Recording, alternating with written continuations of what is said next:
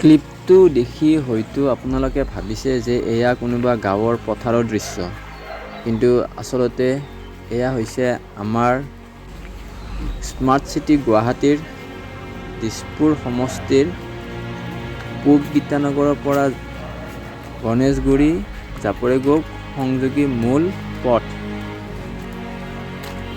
আৰু এই পথেৰে আপুনি গণেশগুৰি ওলাবলৈ সময় লাগে মাত্ৰ 5 মিনিট। কিন্তু এই পথটোৰ দুৰৱস্থা চাওক। এয়াই হৈছে আমাৰ অসমৰ ৰাজধানী দিছপুৰ সমষ্টিৰ পথ। এইখনেই আপোনাৰ মোৰ স্মাৰ্ট আৰু মেট্ৰ' চিটি গুৱাহাটী। ভিডিঅ'টো পাৰিলে আপোনালোকে এবাৰ শ্বেয়াৰ কৰি দিবচোন।